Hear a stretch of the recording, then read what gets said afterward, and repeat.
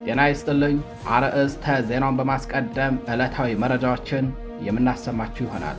በአማራ ፋኖ ክንድ ክፉኛ የተመታውና የውድቀት ዋዜማ ላይ የሚገኘው አብይ አህመድ አገዛዝ ሰራዊት እርስ በርሱ መበላላት ጀምሯል።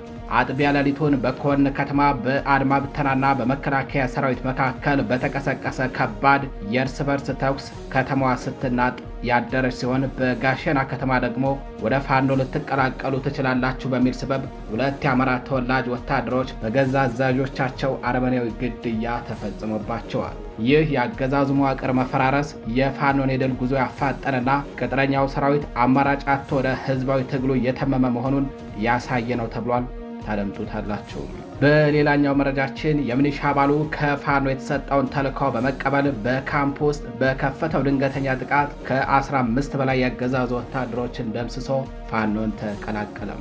የሚሊሻ አባሉ የፋኖን ልዩ ተልዕኮ በመቀበልና ህዝባዊ ወገንተኝነቱን በማሳየት ዋና ዋና ጸረ ህዝብ ወታደሮችንና ወታደራዊ አመራሮች በተሰበሰቡበት ቦታ ላይ ድንገተኛ ተኩስ በመክፈት ቦምብ እንደ ዳቦ ጉርሷቸው በድል ታጅቦ ወደ ፋኖ ተቀላቅሏል። ፋኖ በየዕለቱና በየአውደ ግንባሩ ከሚያደርገው ውጊያ ጎን ለጎን የረቀቀ ወታደራዊ ስልት በመጠቀም የጠላት ኃይል በማሽመድመድ ግብዓተ መሬቱን ማፋጠኑን ቀጥሏል። መረጃውን ታደምጡታላችሁ። በተያያዘ ዜና ከደሴ በቅርብ ርቀት ጉጉፍቱ አካባቢ በሚገኝ ወታደራዊ ካምፕ ውስጥ ጥቂት የፋኖ አባላት በፈጸሙት የሰርጂካል ኦፕሬሽን 26 ያገዛዙ ወታደሮችን በመደምሰስ 4 ክላሽንኮቭ መሳሪያ ማርከው መውጣታቸው ታውቋል። ጉጉፍቱ ዙሪያ የሚገኘው ወታደራዊ ካምፕ ከደሴ በቅርብ ርቀት የሚገኝና ደሴ የሚገኘውን የብልጽግና ካድሬ ለመጠበቅ ታልሞ የተሰራ ካምፕ በመሆኑ በዚህ ካምፕ ላይ አስደንጋጭ ጥቃት በመፈጸሙ ደሴ በሚገኙ ካድሬዎች ዘንድ ከባድ ሽብር መንገሱን ተነግሯል። መረጃውን አጠናቅረነዋል። አድማጭ ተመልካቾቻችን እንደምን አረፈዳችሁ፣ እንደምን ዋላችሁ። ከጣቢያችን እነዚህንና ሌሎች የዛሬ ግንቦት 3 2018 ዓ.ም ዕለታዊ የግንባር መረጃዎችን እንዲሁም ሌሎች የሀገር ውስጥና የውጭ መረጃዎችን አጠናቅረን ይዘን ቀርበናል። አብራችሁን ቆዩ።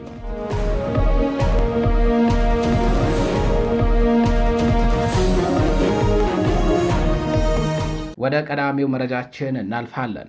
በኮን ከተማ ያገዛዙ ወታደሮች እርስ በርሳቸው ሲዋጉ፣ በጋሸና ከተማ ደግሞ ያገዛዙ ወታደራዊ አዛዦች በሁለት የሰራዊቱ አባላት ላይ አረመኔያዊ ግድያ መፈጸማቸው ተነገረም።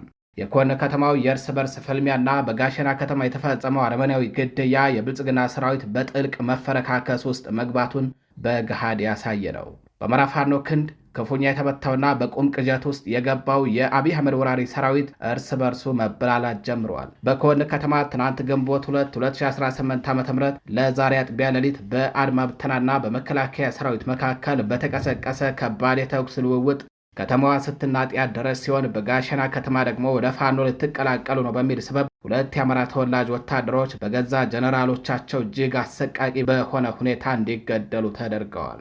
የብልጽግና የጥፋት መዋቅር ከውስጥ እየፈረሰ አማራጭ ያጣ ወታደርም ወደ ፋኖ ትግል እየተቀላቀለ ይገኛል። የፋኖ ግስጋሴ ያስበረገገው የአብይ አህመድ ስርዓት የአድማ ብተና ሰራዊቱን አስገድዶ ወደ መከላከያ ሰራዊት ለመቀላቀል ባደረገው ሙከራ ሳቢያ በኮን ከተማ አመፅ ተቀስቅሶበታል። በአድማ ብተና አባላቱና በመከላከያ ሰራዊቱ አባላት የተነሳው ግጭት ወደ ተኩስ አምርቶ ሌሊቱን በከባድ ሁኔታ ሲመታቱ አድረዋል።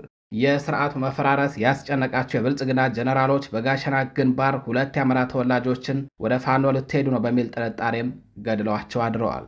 ይህ ድርጊት ስርዓቱ ለስልጣኑና ለጥቅሙ ሲል የገዛ ወታደሮችን እንኳን ሳይቀር አረመናዊ በሆነ መልኩ በመግደል ጨቋኝና ስልጣን አፍቃሪ መሆኑን በግልጽ ያሳየበት ነው ተብሏል። ይህ በእንዲህ እንዳለ የወረዳዋ ሚሊሻዎች ስርዓቱ መበስበሱንና መጨረሻው መቃረቡን በመረዳት ከነሙሉ ትጥቃቸው እየተበተኑ ይገኛሉ። የአብይ አህመድ ጨቋኝና አምባገነን እንዲሁም አማራ ጠልና ሀገር አፍራሽ አገዛዝ ስርዓትን አናግዝም፣ አንተባበርም ያሉት የጸጥታ አካላትም ከነመሳሪያቸው ወደ ፋኖ በመግባት ላይ ናቸው። አማራነት በደምና በአጥንት የሚገነባ እንጂ በሆድና በስልጣን የሚቸረቸር ሸቀጥ አይደለም ነው ያሉት ፋኖን የተቀላቀሉት የአድማ ብተና አባላቱ። በየበረሃውና በየከተማው ለሆዳችሁ ስትሉ የክህደት ካባ የለበሳችሁ ወገኖች ሆይ የጥፋት ስርዓቱ ከመቀበሩ በፊት አብረዋችሁ እንዳይቀበር ጊዜው ሳይመሽ ወደ ፋኖ የነጻነት መስመር ተቀላቀሉ የሚል ጥሪም ቀርቧል። አድማጭ ተመልካቾቻችን ወደ ሌላኛው መረጃችን እናልፋለን። በጊራና የሚሊሻ አባሉ ከፋኖ የተሰጠውን ተልዕኮ በመቀበል በካምፕ ውስጥ በከፈተው ድንገተኛ ጥቃት ከ15 በላይ አገዛዙ ወታደሮችን መደምሰሱ ታወቀም። ፋኖ በየዕለቱና በየአውደ ግንባሩ ከሚያደርገው ከሳንጃውግ ጨበጣ ውጊያ ጀምሮ እስከ ደፈጣና ቆረጣ እንዲሁም የሜካናይዝድ ድብደባ በተጨማሪ ስልታዊና የረቀቀ ወታደራዊ ስልት በመጠቀም የጠላትን ኃይል በማሽመድመድ ግብዓተ መሬቱን እያፋጠነው ይገኛል። በተለየ ስለላ መዋቅሩን በመጠቀም የጠላት ዞን ጓዳ ድረስ ሰርጎ በመግባት የጠላትን ወሳኝ መረጃዎችን በመመንተፍ ወታደራዊ እቅዶችን ከማምከንና ለራስ ዓላማ ከመዋል በዘለለ የራሱን ያገዛዙን ሰራዊት በመመልመል በራሱ በአገዛዙ ላይ ተኩስ እንዲከፍቱና ዋና ዋና አመራሮችን እንዲያስወግዱ በማድረግ አያሌ ድሎችን እየተቀዳጀ ይገኛል። በዚህ ረገድ በአማራ ፋኖ ብሔራዊ ንቅናቄ ምኒልክ ዕዝ 101ኛ ኮር 35ኛ ክፍለ ጦር የጠላት ወታደሮችን መልምሎ በማሰልጠንና ተልዕኮ በመስጠት ትናንት ግንቦት 2 2018 ዓ.ም ድል ተቀዳጅቷል። ጊራና ላይ ከዚህ ቀደም የ35ኛ ክፍለ ጦር የውስጥ አርበኛ የነበረና ልዩ ተልዕኮ የተሰጠው አንድ የሚኒሻ አባል ሌሎች የሚኒሻ አባላት በተሰበሰቡበት ቦታ የቦምብ ጥቃት በመክፈት ከ15 በላይ የሚሆኑትን ሙትና ቁስለኛ በማድረግ በድል ታጅቦ ወደ እናት 35ኛ ክፍለ ጦሩ ተቀላቅሏል። በዚህ የተነሳ ጊራና ላይ በሚገኙ አገዛዝ ወታደሮች ካምፕ ውስጥ ከፍተኛ ድንጋጤና ሽብር የነገሰ ሲሆን በርካቶች ከዚህ አገዛዝ ጋር ወግኖ መገኘት ትርፉ የውሻ ሞት መሞት ነው በሚል ትጥቃቸውን እንደያዙ እየኮበለሉ ስለመሆኑም ተሰምቷል። በተመሳሳይ ይኸው ጀብደኛው ምኒልክ ዕዝ ባቀነባበረው ረቂቅ ወታደራዊ ስልት ሁለት አርበኞች እጅ ሰጠን በሚል ልዩ ተልዕኮ ወደ ጠላት ሰፈር ዘልቀው በመግባት የባንዳና የቅጥረኛ ሚኒሻዎችን ስብስብ በቦምብ እሳት አጋይተው ያለምንም መስዋዕትነት ወደ አሃዳቸው መመለሳቸውን ትናንት መዘገባችን አይዘነጋም። ድርጊቱ የተፈጸመው በሰሜን ወሎ ዞን ሀብሮ ወረዳ መርሳ ከተማ ውስጥ ነው። ይህ የፋኖ አንዳች ተአምራዊ የጦር ጥበብ የታየበት ልዩ ኦፕሬሽን የደህንነት መረቡን ጥንካሬ ያሳየ ሲሆን፣ በአንጻሩ ደግሞ የብልጽግና አገዛዝ የመዋቅር መፍረክረክና መበስበስን ያጋለጠ ነው። ለመላው የፋኖ ደጋፊዎች ታላቅ ኩራት፣ ለጠላት ደግሞ ከባድ መርዶም ሆኖ ተመዝግቧል። አድማጭ ተመልካቾቻችን ወደ ሌላኛው መረጃችን እናልፋለን። ከደሴ በቅርብ ርቀት ጉጉፍቱ ላይ በሚገኝ ወታደራዊ ካምፕ ውስጥ ጥቂት የፋኖ አባላት በፈጸሙት የሰርጂካል ኦፕሬሽን 26 ያገዛዙ ወታደሮችን በመደምሰስ 4 ክላሽንኮቭ ማርከው መውጣታቸው ተነግረዋል። የምኒልክ ዕዝ አርበኞች በደቡብ ወሎ ዞን ከደሴ ከተማ በቅርብ ርቀት በኩታበር ወረዳ ስር በሚገኘው ስትራቴጂካዊ ቦታ እንደሆነ በሚነገርለት የጉጉፍቱ ተራራማ ስፍራ አካባቢ በሚገኝ የአገዛዙ ወታደራዊ ካምፕ ውስጥ ሰርገው በመግባት ከባድ እርምጃ ወስደዋል። ይህ አካባቢ ከደሴ ከተማ በስተ ሰሜን ምዕራብ አቅጣጫ በግምት ከ15 ኪሎ ሜትር ርቀት ገደማ ላይ የሚገኝ ሲሆን በከፍተኛ ቦታ ላይ በመሆኑ ለደሴ ከተማም ሆነ ለአካባቢው ስትራቴጂካዊ የደህንነት መጠበቂያ ተደርጎ ይቆጠራል። በወታደራዊ ስልት ረገድም እጅግ ወሳኝ ስፍራ እንደሆነም ይነገርለታል። በአማራ ፋኖ ብሔራዊ ንቅናቄ ምኒልክ ዕዝ 104ኛ ኮር 25ኛ ክፍለ ጦር ከሁለተኛ ሬጅመንት የተወጣጡ አርበኞች ግንቦት 1 2018 ዓ.ም ለግንቦት 2 አጥቢያ ሌሊቱን በጉጉፍቱ አካባቢ ላይ በነበረ የጠላት ምሽግ ሰርገው በመግባት ጠላትን ድንብርብሩን የወጣና ያፍረከረከ ጥብቅ እርምጃ ወስደው በድል ታጅበው ወደ እናት ክፍለ ጦራቸው ተመልሰዋል። በዚህ የፋኖ ስልታዊ የረቀቀ የጦር ብልሃት በታየበት ከባድ እርምጃ 10 የሚሊሻና የፖሊስ አባላት ሲገደሉ ከ16 በላይ የሚሆኑት ክፉኛ ቆስለው ለሕክምና ወደ ኩታበርና ደሴ መወሰዳቸው ተረጋግጧል። ኦፕሬሽኑ ከተከናወነበት የብርሃን ፍጥነትና ጥንካሬ አንጻር የአገዛዙ ወታደሮች የሚመክቱበት ፋታ አጥተው ምሽጉን ጥለው መፈርጠጣቸውን የተነገረው የጠላት ኃይል ተጨማሪ አጋዥ ኃይል ከወደ ወረኢሉ በማስመጣትና በከባድ መሳሪያ በመታገዝ ሙትና ቁስለኛውን ሲሰበስብ መታየቱም ተነግሯል። በጥቂት የሰው ኃይል እርምጃውን የወሰዱት አርበኞቹ 4 ክላሽንኮቭ መሳሪያና በርካታ ተተኳሽ እንዲሁም ሌሎች ወታደራዊ ቁሳቁሶችን ማርከው ያላንዳች ጉዳት በድል ታጅበው ወደ እናት አህዳቸው ሲቀላቀሉ ደማቅ አቀባበል ተደርጎላቸዋል። በዚህ ካምፕ ላይ አስደንጋጭ ጥቃት በመፈጸሙ ደሴ በሚገኙ ካድሬዎች ዘንድ በብርሃን ፍጥነት በፋኖ እጅ ልንወድቅ እንችላለን በሚል ከባድ ሽብርና ጭንቀት መንገሱም ተሰምቷል። አድማጭ ተመልካቾቻችን መረጃዎቻችን እንደቀጠሉ ናቸው። ወደ ሌላኛው መረጃችን እናልፋለን። ትብብር ለኢትዮጵያ አንድነት ባወጣው መግለጫ በአዲስ አበባ ከተማ ነዋሪ በሆነው ወጣት ተገኝ ባልቻ ላይ በጠራራ ፀሐይ የተፈጸመውን አሰቃቂ ግድያ በጽኑ አወገዘም። ስብስቡ ይህንን ድርጊት ተራና ተናጠላዊ ወንጀል ሳይሆን በከተማዋ ነዋሪዎች ላይ እየተፈጸመ ያለ ስርዓታዊ ግድያና ዝርፊያ አካል አድርጎ እንደሚመለከተው አስታውቋል። በአካባቢው ማህበረሰብ ዘንድ እጅግ ተወዳጅና ሰው አክባሪ እንዲሁም ትጉህ ሰራተኛ እንደነበር የተነገረለት ወጣት ተገኝ ሕይወቱን ከማጣቱ በፊት በከተማዋ የኮሪደር ልማት በሚል ስያሜ እየተካሄደ ባለው የፈረሳ ዘመቻ ሳቢያ የሕይወት ምስቅልቅል ውስጥ ገብቶ እንደነበር መግለጫው ያስረዳል። መተዳደሪያ የሥራ ቦታው በመፍረሱ ምክንያት ተለዋጭ ቦታ እንዲሰጠው ቢጠይቅም አቤቱታው ምላሽ ባለማግኘቱና ስርዓቱ ፊቱን በማዞሩ ምክንያት ህልሙን ተነጥቆ ተስፋ ወደ መቁረጥ ተገፍቶ እንደነበር የቅርብ ወዳጆቹን ማነጋገሩን ትብብር ፓርቲው ገልጿል። የሥራ ቦታውና የነገ ተስፋውን የተነጠቀው ይህ ወጣት በመጨረሻ መሸፋፈን ሳያስፈልግ በአደባባይ ተገድሏል ብሏል በመግለጫው። ትብብር ለኢትዮጵያ አንድነት ይህንን አሳዛኝ ክስተት የአንድ ግለሰብ ዕጣ ፈንታ ብቻ አድርገው እንደማይመለከተው ጠቁሞ ይልቁንም ጥቃቱና ግፉ በመላው አዲስ አበባ ወጣቶች ላይ የተሰነዘረ ስለመሆኑ ገልጿል። ገዢው የብልጽግና ፓርቲ በስልጣን ላይ እስካለ ድረስ የጥቃቱ አይነትና ጊዜ ቢለያይም ይህ አይነቱ መራር እውነት በሌሎች ላይ መቀጠሉ እንደማይቀር አክሎ አስጠንቅቋል። ንቅናቄው የተፈጸመውን አሰቃቂ ግድያ በድጋሚ በጽኑ በማውገዝ ለሟች ወጣት ተገኝ ባልቻ ነፍስ ረፍትን ለቤተሰቦች ለወዳጆችና ለመላው አዲስ አበባ ነዋሪዎች ደግሞ መጽናናትን እመኛለሁ ሲል አስታውቋል። አድማጭ ተመልካቾቻችን ይህንን በሚመለከት ጣቢያችን መረብ ሚዲያ ከትናንት በስቲያ ባወጣው ዘገባ የአዲስ አበባ ወጣቶች የነገዎቹ የሮሮ ጣፈንታ ተጠቂዎች ስለመሆናቸው አመላክቶ ነበረም። ዛሬ ያልታገለ አዲስ አበቤ ነገ እንደ ሮሮ ደሙ በአስፓልት ዳር ፈሶ ይቀራል። ፍትህ በሌለበት ፍትህን መጠየቅ ገዳይን እንደመደገፍ ይቆጠራል በሚል ነው ዘገባችን በወቅቱ ለህዝብ ደርሶ የነበረው። በአዲስ አበባ ከተማ የኮሪደር ልማት ተብሎ በሚጠራው ፕሮጀክት ሳቢያ ህይወቱ የተመሰቃቀለውና ንብረቱን ያጣው በተለምዶ ሮሮ በመባል የሚታወቀው የሽሮ ሜዳ ወጣት ተገኝ ባልቻ በአገዛዙ ፖሊሶች በአሰቃቂ ሁኔታ ተገድሏል። ይህ ከኦሽዊትዝ የማሰቃያ ካምፖች ባልተናነሰ የጭካኔ ተግባር የተፈጸመበት ግድያ በመላው አዲስ አበባ ወጣቶች ዘንድ ቁጣንና ሐዘንን ቀስቅሷል። ተገኝ ባልቻ በሽሮ ሜዳ አካባቢ በነበረው የንግድ ሱቅ በስፋት የሚታወቅ ታታሪ፣ ደግና በሰው ዘንድ እጅግ የተወደደ ወጣት ነበረ። የሽሮ ሜዳ ምልክት ተደርጎ የሚቆጠረው ወጣት ሮሮ ለወጣቶች አርአያና ታታሪ ስራ ፈጣሪም ነበር። ሆኖም የኮሪደር ልማት ወደ ሽሮ ሜዳ ሲመጣ የሮሮ ህይወትም አብሮ ፈረሰም። መጀመሪያ የስራ ቦታውን በልማት ስም አፈረሱበት። ከዚያም ምትክ ቦታ ሲጠይቅ በአገዛዙ ካድሬዎች ተባረረ። ንብረቱን አጥቶ እጁ ባዶ የቀረው ወጣት ሮሮ በደረሰበት ከፍተኛ የስነ ልቦና ስብራት ሳቢያ ለሱስና ለከባድ የአእምሮ መረበሽ ተዳርጎም ነበረ። ሮሮ ከፖሊስ ጋር በነበረው ግጭት ታስሮ ተፈቶ በነበረበት ወቅት ሐዘን በሐዘን ላይ ሆኖ አባቱን አጣ። የአባቱን ቀብር ፈጽሞ በሐዘን ድንኳን ውስጥ ከዘመድና ከጎረቤት ጋር እያለ ፖሊሶች መጥተው በኃይል ወሰዱት። የደረሰበት ግፍ ግን እዚህ ላይ አላበቃም። ከዚህ ቀደም አስሮ የደበደበው ፖሊስ በጣቢያው ደጃፍ ላይ ጠመንጃ ይዞ ተዘጋጅቶ ይጠብቀው ነበረ። ራሱን መከላከል በማይችልበት ሁኔታ ላይ የነበረው ሮሮን ፖሊሱ በያዘው መሳሪያ ደጋግሞ በመምታት በአሰቃቂ ሁኔታ ገድሎታል። ይህ የሽሮ ሜዳ ምልክት የነበረው ወጣት ደሙ በአስፓልት ዳር ፈሶ መቅረቱ መላውን የሽሮ ሜዳ ነዋሪዎች በከባድ ሐዘን ውስጥ ጥሏቸዋል። የአዲስ አበባ ወጣት ይህንን ግፈኛ አገዛዝ በጋራ ካልተቃወመ ነገ ግድያው እያንዳንዱ ቤት ደጃፍ መድረሱ የማይቀር መሆኑን ያስገነዘበ አሰቃቂ ድርጊት ነው የተፈጸመው። ፍትህ በሌለበት አገዛዝ ስር ፍትህን መለመን ገዳይን መርዳት ነው። የአዲስ አበባ ወጣት ወይ ተነሳ፣ አለበለዚያ እንደ ሮሮ በጭካኔ መሞት ዕጣ ፈንታ ይሆናል። አድማጭ ተመልካቾቻችን ወደ ሌላኛው መረጃችን እናልፋለን። ትላንት በስቲያ ቅዳሜ ጠዋት ከአዲስ አበባ ወደ መቀለ ሲጓዝ የነበረ የኢትዮጵያ አየር መንገድ አውሮፕላን አሉላ አባ ነጋ አየር ማረፊያ ላይ ባጋጠመ የኮሚኒኬሽን መሳሪያ ብልሽት ምክንያት ወደ አዲስ አበባ ተመልሶ ለማረፍ መገደዱን የአየር መንገዱ ኃላፊና መንገደኞች ለኢትዮጵያ ኢንሳይደር ገለጹ።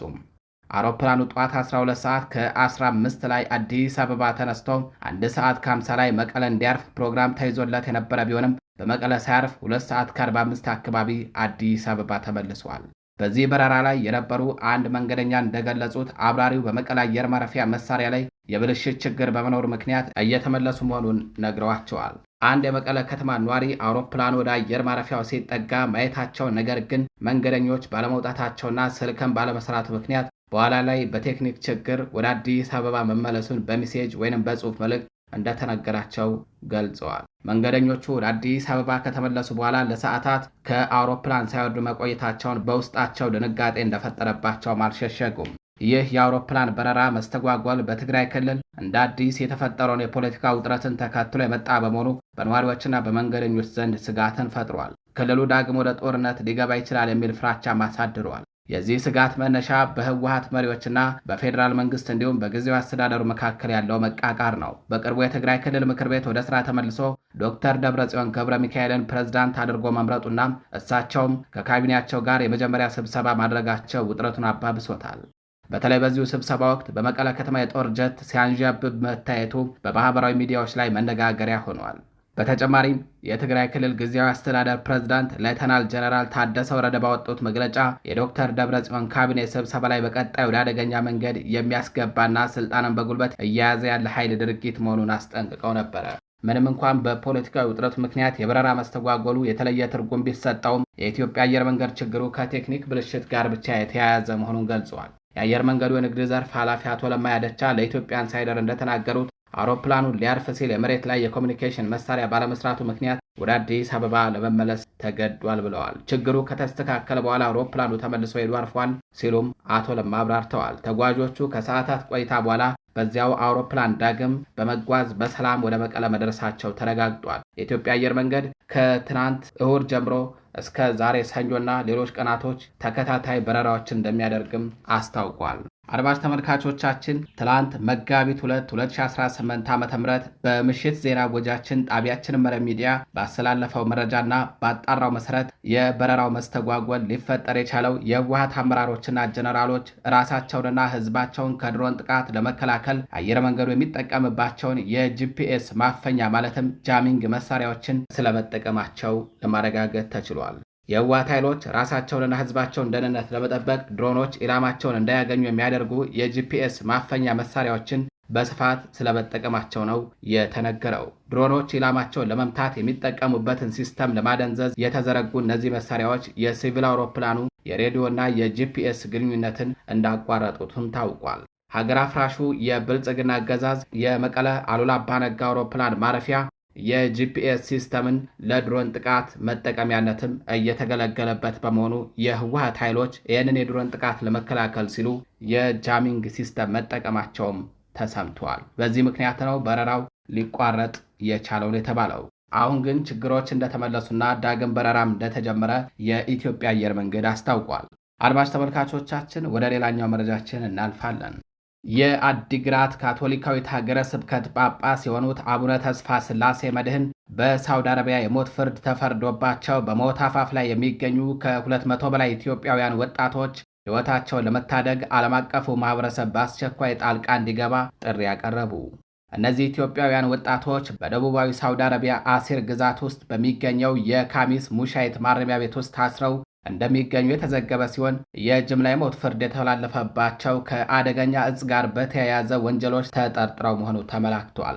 በአፍሪካ የካቶሊክ ዜና አገልግሎት በዘገበው መሰረት አቡነ ተስፋ ስላሴ ባስተላለፉት የድረሱልን መልእክት የድሆችና የተገለሉ ወገኖች ጩኸት የዓለም አቀፉን ማህበረሰብ ጆሮ ሊያገኝ ይገባል ብለዋል። የዚህን ያህል ብዙ የሰው ሕይወት በሞትና በሽረት ማል ተንጠልጥሎ እያለ ዝም ልንል ፈጽሞ አንችልም በማለት የጉዳዩን አሳሳቢነት ገልጸዋል። ጳጳሱ አክለውም የዓለም አቀፉ ማህበረሰብና የሚመለከታቸው አካላት ከሳውዲ አረቢያ ባለስልጣናት ጋር በአስቸኳይ የዲፕሎማሲያዊ ውይይቶችን እንዲያደርጉ አሳስበዋል።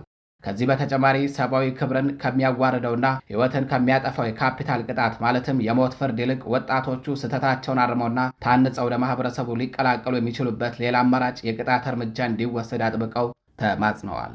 አድማጭ ተመልካቾቻችን ወደ ሌላኛው መረጃችን እናልፋለን። ኢትዮጵያና ኬንያን የሚያገናኘው መንገድ ትናንት ተዘግቶ መዋሉ ተሰምቷል።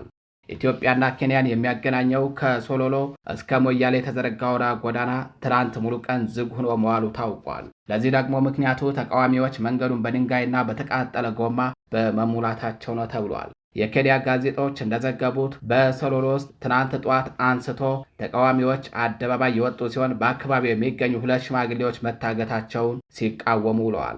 እንደ ዘገባዎቹ አንደኛው የአካባቢው ሽማግሌ ትላንት በስቲያ ምሽት ፊታቸውን በጭንብል በሸፈኑ ማንነታቸው ባልታወቁ ግለሰቦች የታገቱት ከመኖሪያ ቤታቸው ውስጥ ነበር ተብሏል። ሌላኛው ደግሞ ወደ ናይሮቢ በመጓዝ ላይ ያሉ መኪናቸውን አስቁሞ በኃይል ካስወረዷቸው በኋላ በሌላ መኪና ይዘዋቸው ሄደዋል። ተቃዋሚዎቹ በአካባቢያቸው ላይ ተደጋጋሚ እገታና የሰዎች መሰወር እየተፈጸመ የጸጥታ አካላት ይህንን ለማስቆም አለመቻላቸውን የገለጹ ሲሆን ለደህንነታቸው ስጋት እንዳደረባቸው ሲናገሩም ተደምጠዋል። በዚህ ተቃውሞ የተነሳ በኢትዮጵያና ኬንያ መካከል የሚደረገው የየብስ ግንኙነት ሊቋረጥ ችሏል። ይህ አውራ ጎዳና ሁለቱን ሀገራት በንግድ የሚያስተሳስራቸው በመሆኑ በርካታ የጭነት መኪናዎች በሁለቱም በኩል ረዥም ሰልፍ ቆመው ለመዋል ተገደዋል ነው የተባለው። አድማጭ ተመልካቾቻችን ወደ ሌላኛው መረጃችን እናልፋለን። አሜሪካ በኤርትራ ላይ የጣለቻቸውን ማዕቀቦች ልታነሳ እንደሆነ የሚገልጽ የአሜሪካ መንግስት ውስጣዊ ሰነድ መመልከቱን ሮይተርስ የዜና ወኪል አስታውቋል። ይህንን በሚመለከት አንድ ረዘም ያለ ዘገባ ወደ እናንተ እናደርሳለን። የአሜሪካ ውሳኔ ከአስመራ ጋር ያላትን ግንኙነት ለማሻሻልና ኢትዮጵያ ከኤርትራ ጋር ወደ ጦርነት እንዳትገባ መልእክት ለማስተላለፍ ያለመ ነው ሲሉ ተንታኞች መናገራቸውንም የሮይተርስ ዜና ወኪል አስታውቋል። አሜሪካ በኤርትራ ላይ የጣለቻቸውን ማዕቀቦች የምታነሳ ከሆነ ኢትዮጵያ የባህር በር ለማግኘት ልትወስድ የምትችለውን የኃይል እርምጃ እንደማትደግፍ መልእክት የሚያስተላልፍ መሆኑን በአፍሪካ ቀንድ ያሉ ዲፕሎማቶች መናገራቸውን ሮይተርስ ጠቅሷል። አሜሪካና ኤርትራ ይፋዊ ዲፕሎማሲያዊ ግንኙነት የመሰረቱት ኤርትራ ከኢትዮጵያ ነጻ አገር መሆኗን ማወጇን ተከትሎ እንደ አውሮፓውያኑ አቆጣጠር በ1993 ገደማ ነበረ። በኤርትራ ተቃዋሚ ፖለቲከኞች ላይ የሚደርሰው እንግልት፣ የነጻ መገናኛ ብዙሃን አፈና፣ የተለያዩ ሃይማኖት ተከታዮች የሚገጥማቸው ጫና እንዲሁም የሰብአዊ መብቶች ጥሰት የዋሽንግተንና የአስመራን ግንኙነት እንዳሻከሩት የአሜሪካ የውጭ ጉዳይ መስሪያ ቤት በድረገጹ አስፍሯል። በትግራይ ጦርነት የኤርትራ ወታደሮች የፈጸሟቸው የሰብአዊ መብት ጥሰቶች የሁለቱ ሀገራት ግንኙነቶች የበለጠ እንዳሻከሩትም ድረገጹ አትቷል። ደም አፍሳሹ የትግራይ ጦርነት በፕሪቶሪያ ስምምነት እልባት እንዲያገኝ ከፍተኛውን ድርሻ ከተወጡት መካከል አሜሪካ በግንባር ቀደምነት ተጠቅሳለችም። ለ10 ዓመታት በጠላትነት ሲተያዩ የቆዩት ኢትዮጵያና ኤርትራ ጠቅላይ ሚኒስትር አብይ አህመድ ወደ ስልጣን ሲመጡ ከፍተኛ ለውጥ ቢያሳይም በአጭር ጊዜ ውስጥ ተበላሽቶ ኢትዮጵያ የባህር በር ይገባኛል ጥያቄ በማንሳቷ የሁለቱ ሀገራት ውጥረት ተባብሷል። ፕሬዝዳንት ዶናልድ ትራምፕ የመጀመሪያው ስልጣን ዘመን ላይ ኢትዮጵያና ኤርትራ ግንኙነታቸውን ማደሳቸውን አሜሪካ ስታወግዝ ነበረም። ከፕሪቶሪያው ስምምነት ወዲህ ግን የሁለቱ ሀገራት መቃቃር የጦርነት ስጋት እስከ ማጫር የደረሰ ሆኗል። ሮይተርስ ያወጣው ዘገባ ኢትዮጵያና ኤርትራ አንዳቸው በሌላቸው ላይ ውስጣዊ ጉዳይ ላይ ባላቸው አለመረጋጋትን የሚፈጠር ተሳትፎ የተነሳ ማሳሰቢያ እንደተሰጣቸው ይጠቁማል። ከአንድ ሳምንት በፊት ዋል ስትሪት ጆርናል የፕሬዝዳንት ዶናልድ ትራምፕ አስተዳደር አሜሪካ ከኤርትራ ጋር ያላትን ግንኙነት ለማሻሻል እያሰበች መሆኑን የአገሪቱን ባለሥልጣናትን ጠቅሶ ዘግቦ ነበረ። ዋሽንግተን በአስመራ ላይ የጣለቻቸው ማዕቀቦችን የማንሳት ሂደት ለመጀመር ፍላጎት እንዳላት እንዲሁም የአገራቱ ግንኙነትን ለማሻሻል የሚያስችሉ እርምጃዎችን ለመውሰድ ግምገማ እያደረገች እንደሆነም ተዘግቧል። የቀድሞ አሜሪካ ፕሬዝዳንት ጆ ባይደን ኤርትራ በትግራይ ጦርነት ከነበራት ተሳትፎ ጋር በተያያዘ ከ5 ዓመታት በፊት በኤርትራ ገዢ ፓርቲ ወታደራዊና ፖለቲካዊ ባለስልጣን ላይ ማዕቀብ መጣላቸው ይታወሳል። ከሰሞኑ ሮይተርስ የተመለከተው የአሜሪካ መንግስት ውስጣዊ ሰነድ ኤርትራን ጨምሮ በርካታ ሀገራትን የሚመለከቱ ፕሬዝዳንታዊ ትዕዛዞችና ማዕቀቦችን በቀናት ውስጥ እንደሚጥሉ አመላክቷል። በኢራን ጦርነት ምክንያት የሆርሙዝ ወሽመጥ በመዘጋቱ ከኤስያ ወደ ሜዲትራኒያ ባህር ለሚደረገው የባህር ላይ ንግድ አሜሪካ በቀይ ባህር ላይ የሚኖራት ቁጥጥር ጉልህ ስፍራ የሚኖረው ይሆናል። አሜሪካ ከኤርትራ ጋር ያላትን ዲፕሎማሲያዊ ግንኙነት በማደስ በቀጠናው ስትራቴጂክ አጋር የማድረግ ፍላጎት እንዳላትም ተመላክቷል። አሜሪካ በኤርትራ ላይ የጣለቻቸው ማዕቀቦች መነሳት የሰብአዊ መብት ተሟጋቾች ነቀፌታን አስከትሏል። የዋል ስትሪት ጆርናል ዘገባን ተከትሎ በኤርትራ ባለው የሰብአዊ መብት አያያዝና በቀጠናው በሚካሄደው ግጭቶች ውስጥ ባላት ሚና የተነሳ የተለያዩ ወገኖች አሜሪካ ማዕቀቦችን ለማንሳት ማሰቧን የሚቃወሙ ትችቶች ተሰንዝረዋል። ይህንን ተከትሎ በዋሽንግተን የሚገኘው የኤርትራ ኤምባሲ በአሜሪካና በኤርትራ መካከል ባለው ግንኙነት መሻሻል ላይ የሚሰጡ አሉታዊ አስተያየቶችን የሚተች መግለጫ አውጥቷል። ከዚህ ቀደም ግን የኤርትራ መንግስት አሜሪካን በጽኑ በመተቸትና በማውገዝ የሚታወቅ ነበረ። በአውሮፓውያኑ 1995 የቀድሞ የአሜሪካ ፕሬዝዳንት ቢል ክሊንተን የኤርትራው ፕሬዝዳንት ኢሳያስ አፈወርቂን ሲያስተናግዱ በአዲሱ የአፍሪካ ትውልድ ተስፋ ከተጣለባቸው መሪዎች አንዱ ሲሉ ነበር የገለጿቸው። የኢትዮ ኤርትራ ጦርነት መነሳቱን ተከትሎ አሜሪካና ኤርትራ ግንኙነታቸው ሻክሯል። ፕሬዝዳንት ኢሳያስን የተቃወሙና የተቹ ከፍተኛ የሀገሪቱ ባለስልጣናትና ጋዜጠኞች መታሰር የሁለቱ ሀገራት ግንኙነት የበለጠ አጠልሽቷል። እንደ አውሮፓውያን አቆጣጠር በ2001 በአስመራ 2 ኤርትራውያን የአሜሪካ ኤምባሲ ሰራተኞች መታሰራቸው ደግሞ መቃቃሩን አባብሶታል።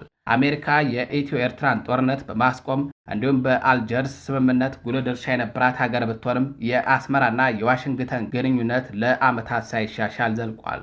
የአሜሪካ የውጭ ጉዳይ መስሪያ ቤት በድረገጹ ባሰፈረው ጽሑፍ መሰረት ከሰሜን ኢትዮጵያ ጦርነት ጋር በተያያዘ በአውሮፓውያኑ 2021 በኤርትራ ተቋማትና ግለሰቦች ላይ ማዕቀቦች ተጥለዋል። ፕሬዝዳንታዊ ትዕዛዝ 13፣ 8፣ 18 እና 14046 በተሰኙ ትዕዛዞች አማካኝነት በኢትዮጵያ ውስጥ ከተፈጸሙ የሰብአዊ መብቶች ጥሰቶች ጋር በተያያዘ ማዕቀቦች መጣላቸው ተገልጿል።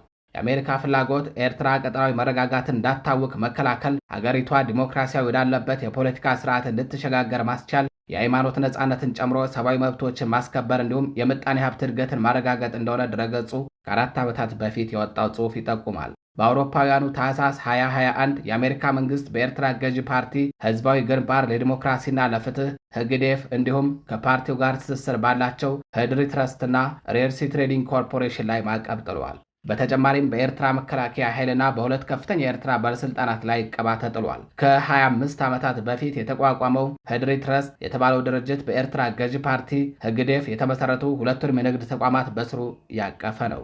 በማዕቀብ ውሳኔው ውስጥ የተካተተውም የገዢው ፓርቲ የፖለቲካዊ አንድ ክፍል ወይንም መጠቀሚያ በመሆን በኤርትራ መንግስት ወይንም በፓርቲው የባለቤትነት ቁጥጥር ስር በመሆኑ ነው። ሬድሲ ትሬዲንግ ኮርፖሬሽን የህግዴፍን ንብረቶችና ገንዘብ የሚያስተዳድር ሲሆን ለፓርቲው ገንዘብ የሚያቀርብና የንግድ ድጋፍ የሚሰጥም ነው። ኮርፖሬሽኑ ማዕቀብ ውስጥ የተካተተው በኤርትራ ገዢ ፓርቲ ህግዴፍ የምጣኔው ሀብት አማካሪ ሀጎስ ገብረሕይወት ወልደ ኪዳን ባለቤት ወይም ቁጥጥር ስር ያለ በመሆኑ ነው። በአውሮፓውያኑ ግንቦት 2021 ላይ የአሜሪካ መንግስት ከትግራይ ጦርነት ጋር በተያያዘም ስልጣን ላይ ያሉና ቀድሞ ባለስልጣን የነበሩ ኤርትራውያን ላይ የቪዛ ማዕቀብ እንደሚጥልም አስታውቋል። ከተባበሩት መንግስታት የኤርትራ ቋሚ ተወካይ አምባሳደር ሶፊያ ተስፋ ማርያም ማዕቀቡን ህገወጥና ፖለቲካዊ ዓላማ ያለው ሲሉ ኮንነውት ነበር። የአሜሪካ መንግስት ማዕቀብ የጣለው በኤርትራ በ4 የኤርትራ ተቋማትና በ2 ኤርትራውያን ባለስልጣናት ላይ ነው። የአሜሪካ ግምጃ ቤት በወቅቱ በድረገጹ ባወጣው ጽሑፍ ላይ እንደሰፈረው በፕሬዝዳንታዊ ትዕዛዝ 14046 አማካኝነት ኤርትራውያኑ ተቋማትና ግለሰቦች ማዕቀብ የተጣለባቸው ለኢትዮጵያ ደህንነትና አንድነት ስጋት በመደቀናቸው ነው። ባለስልጣናቱ የኤርትራ ብሔራዊ ደህንነት ኃላፊ ብርጋዴር ጀነራል አብርሃ ካሳ የማርያምና እንዲሁም የኤርትራ ገዢ ፓርቲ የምጣኔ ሀብት አማካሪ ሀጎስ ገብረሕይወት ወልደ ኪዳን ናቸው። የአሜሪካ ግምጃ ቤት በአውሮፓውያኑ 2021 ባወጣው ጽሑፍ ማዕቀቡ በቀጠናው በመቶ ሺህ የሚቆጠሩ ሰዎችን ቀውስ ውስጥ የከተቱ አካላትን ኢላማ እንዳደረገ አስታውቋል።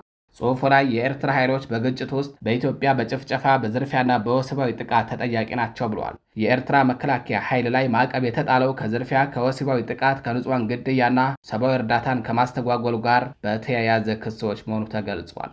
ፕሬዝዳንት ኢሳያስ አፈወርቂ የሚመሩት የኤርትራው ብቸኛው ፓርቲ የሆነው ገዢው ፓርቲ ማዕቀብ የተጣለበት በቀጥታ ለመከላከያ ኃይሉ በሚያስተላልፋቸው ትዕዛዞች ምክንያት ለመሆኑም ተመላክቷል። የኤርትራው ብሔራዊ ደህንነት ኃላፊ ብርጋዴር ጀነራል አብርሃ ካሳ ነማርያም ባላቸው የከፍተኛ ኃላፊነት በሰሜን ኢትዮጵያ ቀውስ በቀጥታ ወይንም በተዘዋዋሪ ባላቸው ድርሻ ማዕቀብ እንደተጣለባቸው የአሜሪካ ግምጃ ቤት በወቅቱ ያወጣው መረጃ ይጠቁማል። የኤርትራ ገዢ ፓርቲ የምጣኔ ሀብት አማካሪ እንዲሁም የሬድሲ ትሬዲንግ ኮርፖሬሽን ዋና ስራ አስኪያጅ ሀጎስ ገብረሕይወት ወልደ ኪዳን ላይ ማዕቀብ የተጣለው ለፓርቲው ከተሰጠ የፋይናንስ ግብይትና የቴክኒክ ድጋፍ ጋር በተያያዘ እንደሆነም ተገልጿል።